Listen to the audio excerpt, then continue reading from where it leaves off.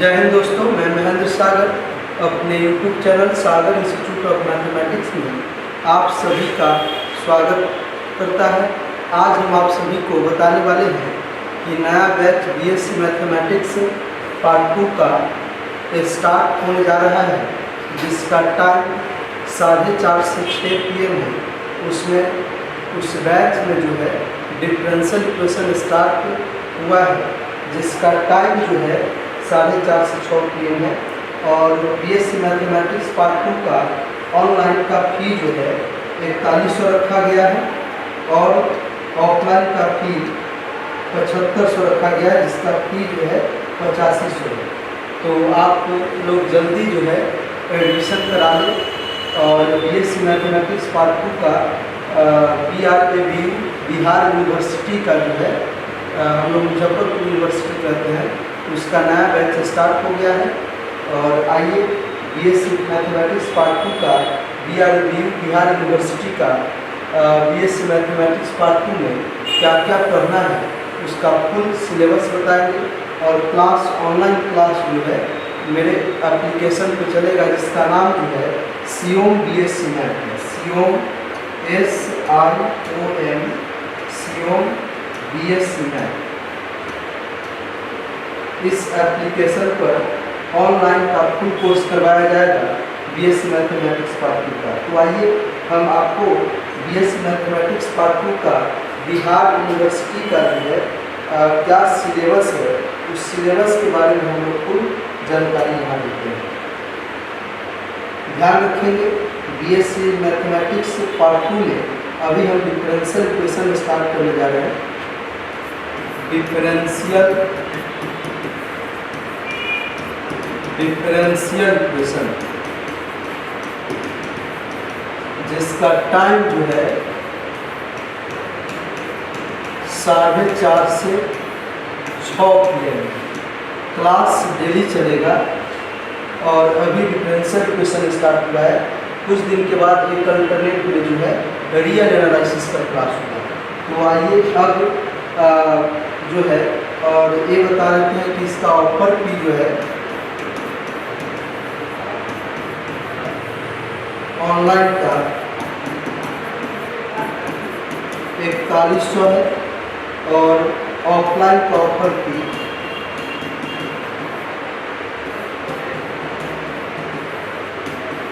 Offline का offer फी 7500 है।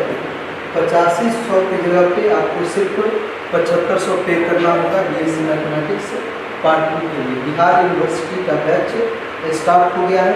तो आइए वीडियो को शुरू से लेकर अंत तक जरूर देखेंगे और वीडियो को ज़्यादा से ज़्यादा शेयर करेंगे, जिससे मेरा वीडियो अधिक से अधिक स्टूडेंट के पास पहुंच सके। तो आइए BSc मैथमेटिक्स पार्ट 2 का बिहार यूनिवर्सिटी के सिलेबस के बारे में जानते हैं। लिखेंगे syllabus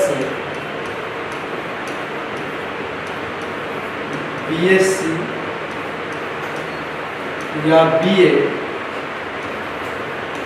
math honours part 2।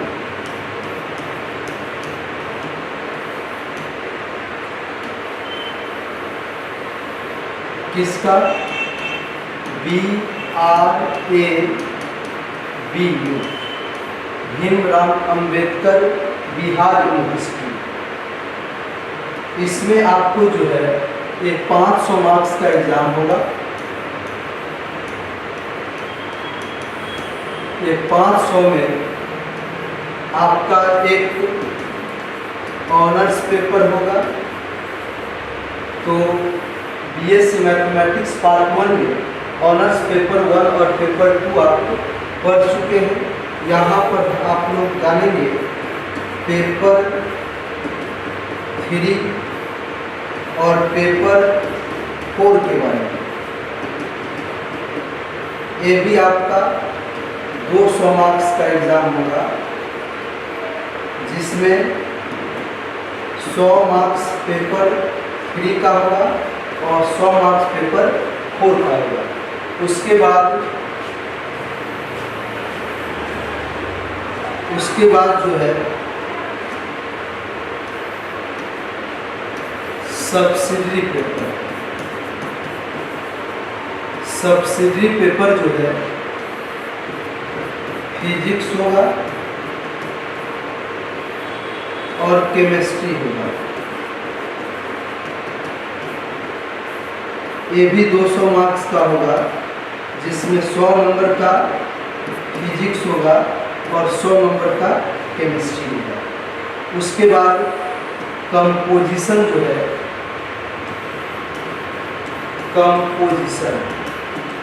Composition आपका 100 मार्क्स का होगा। इसमें आप हिंदी ले सकते हैं या इंग्लिश ले सकते हैं 100 नंबर, या आप हिंदी 50 मार्क्स का लेंगे, फिर साथ में इंग्लिश भी 50 मार्क्स का ले सकते हैं। इसमें दोनों को ऐड करेंगे तो 100 मार्क्स हुआ। इस 100 नंबर में पास करने के लिए जो है आपको चाहिए 33 या 33 से अधिक मार्क्स। उसके बाद आपका सब्सिडी पेपर में भी फिजिक्स में भी पास करने के लिए 33 या 33 से अधिक चाहिए। केमिस्ट्री में भी आपको 33 या 33 से अधिक चाहिए। उसके बाद जो है मेन एक बात और इसमें समझना है कि आपका फिजिक्स जो है में प्रैक्टिकल 25 नंबर का होगा। प्रैक्टिकल 25 मार्क्स का होगा और थ्योरी जो है थ्योरी 75 मार्क्स का होगा। ये प्रैक्टिकल में जो है आपका कम से कम कॉलेज 12 नंबर या इससे अधिक जरूर देगा, और थ्योरी में आपको लिखकर कम से कम 21 नंबर आएंगे। तो दोनों को ऐड करेंगे तो 12 और 21 आपका 33 हो गया। मतलब पास करने के लिए आपको कितना चाहिए? 33 या 33 से अधिक। मेन रूप से आपका ऑनर्स पेपर है। इस समय सिर्फ आपको क्या होना है? पास होना है। क्या होना है? पास। मेन रूप से आपका ऑनर्स पेपर है, उसी का परसेंटेज आएगा। ऑनर्स पेपर आपका 3 में 100 नंबर है और 4 में 100 नंबर है। इस प्रकार से नंबर लाना है जो 33 से अधिक हो। ये भी नंबर 33 से अधिक हो, लेकिन दोनों को ऐड करने पर आपका नंबर आना चाहिए 90 या 90 से अधिक। मान लीजिए किसी स्टूडेंट को इस 100 वाले नंबर में 40 नंबर आ गया और इसमें भी 40 नंबर आ गया, तो 40 और 40 33 से अधिक है, लेकिन दोनों को ऐड करेंगे तो इस कंडीशन को सेटिस्फाई नहीं होगा। 80-90 के इक्वल भी नहीं है और 80-90 से बड़ा भी नहीं है। तो इस केस में आप क्या हो जाएंगे? परमुटेड हो जाएंगे। मतलब आपको फिर से अगले साल पार्ट 1 पार्ट 2 से पार्ट 3 में चले जाएंगे, लेकिन पार्ट 2 वाले के साथ आपको फिर से ऑनर्स पेपर का एग्जाम देना होगा। तो याद रखेंगे, ऐसा नंबर लाना है जो 33 से अधिक और दोनों को जोड़ने पर 90 या 90 से अधिक नंबर आना चाहिए। उसके बाद फिजिक्स और केमिस्ट्री में भी इस कंडीशन को सेटिस्फाई करना चाहिए। यहाँ पर अगर मान लीजिए 2 या 2 से कम पेपर में अगर बैक लगता है तो उस केस में आप पार्ट 1 से पार्ट 2 में चले जाएंगे, उसको परमोटेट करते हैं, लेकिन आपको जिस पेपर में बैक लगेगा उसका एग्ज़ाम फिर से आपको देना होगा। याद रखेंगे ये बात भी, अगर ऑनर्स पेपर किसी एक में बैक लगेगा तो आपको दोनों का एग्ज़ाम देना होगा। तो इस प्रकार से आपको ध्यान रखना है कि कैसे किस प्रकार से मार्क्स लाना है सब्सिडी पेपर में, ऑनर्स पेपर में और हिंदी और इंग्लिश कंपोजिशन में। तो परसेंटेज जो है आपका सिर्फ ऑनर्स पेपर का निकलता है। अगर इतना नंबर है तो 45% नंबर, अगर किसी को 120 नंबर है तो 60% नंबर, अगर किसी को 150 नंबर है तो 75% नंबर। मतलब जितना नंबर आएगा उसमें 2 से अगर आप डिवाइड कर देंगे तो आपका परसेंटेज निकल जाएगा। तो आइए अब हम ऑनर्स पेपर 3 और पेपर 4 में बिहार यूनिवर्सिटी में क्या क्या पढ़ना है उसके बारे में हम लोग जानते हैं। तो पेज को चेंज करते हैं, लिखेगा paper 3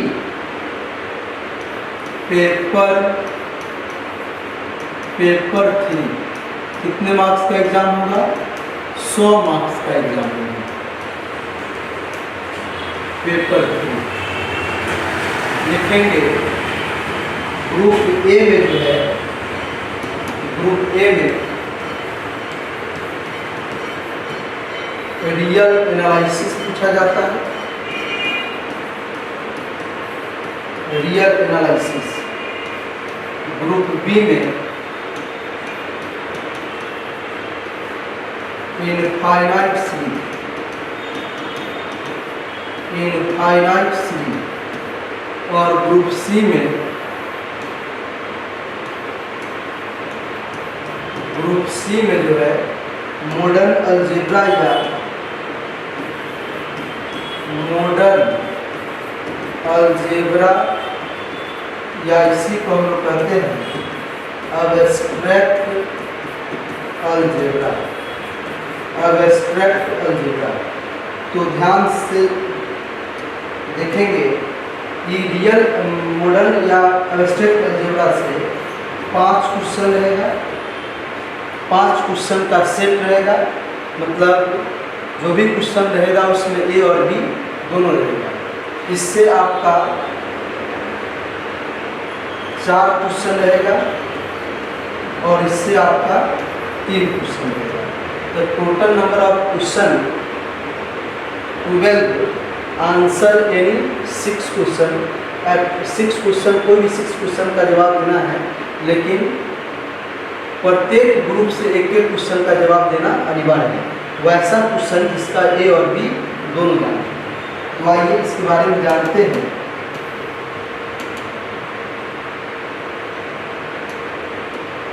total number of question,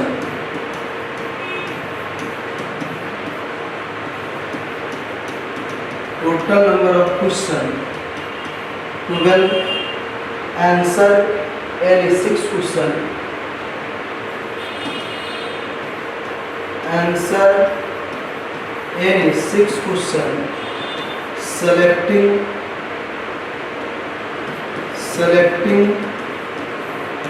at least 1 question from each group, 1 question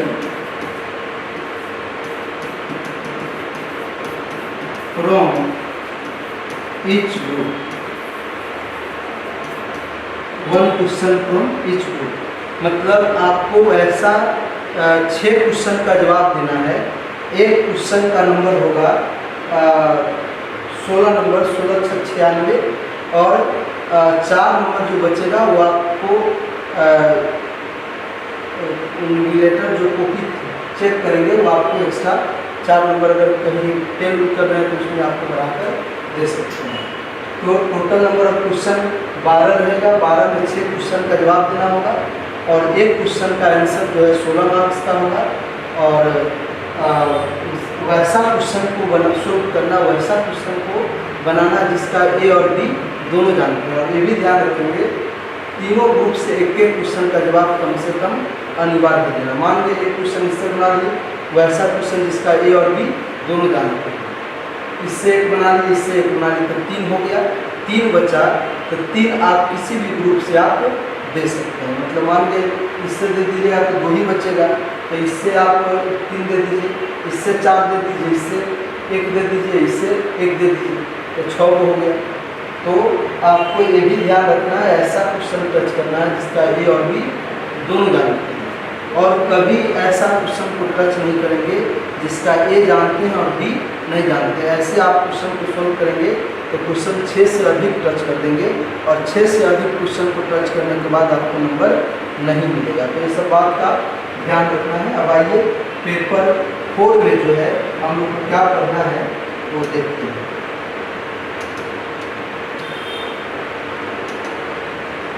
देखिएगा पेपर 4 भी 100 मार्क्स का होगा। इसमें आपका जो है ग्रुप ए में डिफरेंशियल इक्वेशन है,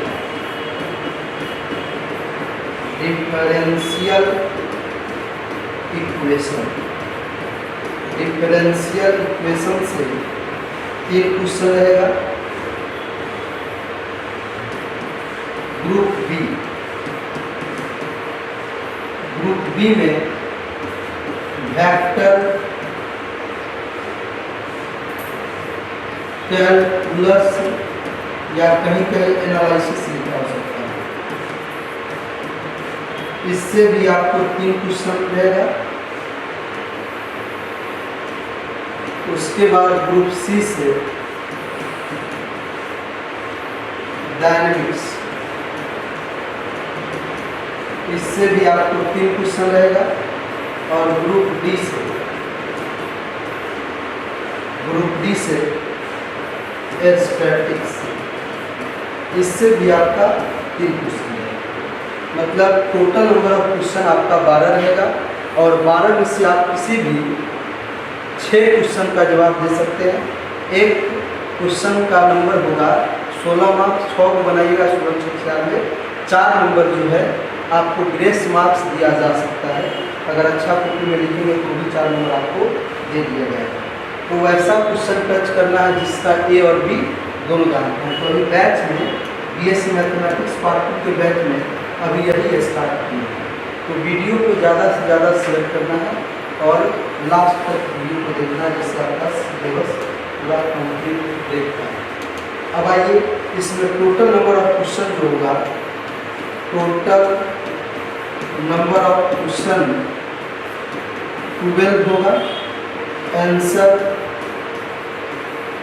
एनी 6 क्वेश्चन, कोई भी 6 क्वेश्चन का जवाब देना है। लेकिन एक बात ये भी याद रखना है, यानी 6 question selecting at least 1 question from each group. मतलब इस प्रकार से जवाब देना है कि प्रत्येक उस ग्रुप से एक एक क्वेश्चन का जवाब देना है। 4 ग्रुप है तो चारों ग्रुप से एक एक दे दीजिएगा, 4 क्वेश्चन सोल्व हो जाएगा। और वैसा क्वेश्चन को टच करना है जिसका ए और बी दोनों जानते हैं। हमेशा देखा जाता है ऐसा कि किसी भी क्वेश्चन में थ्योरम, ए में थ्योरम रहता है और बी में प्रॉब्लम रहता है। तो ऐसा क्वेश्चन टच करेंगे जिसका ए और बी दोनों जानते हैं। और एक एक क्वेश्चन चारों ग्रुप से लेना है।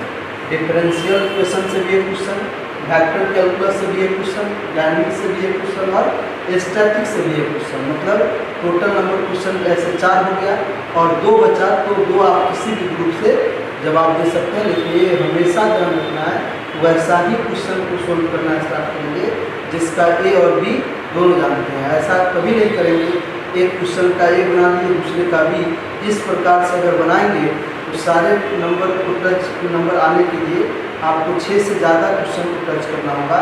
और जैसे ही आप 6 से ज़्यादा क्वेश्चन को टच करेंगे उसके बाद आपका नंबर नहीं मिलेगा। मतलब आंसर लिखने के बाद भी नंबर नहीं मिलेगा। तो आज के लिए इतना ही और वीडियो को ज़्यादा से ज़्यादा शेयर करना है जिससे मेरा वीडियो बिहार यूनिवर्सिटी के सभी स्टूडेंट के पास पहुंच सके।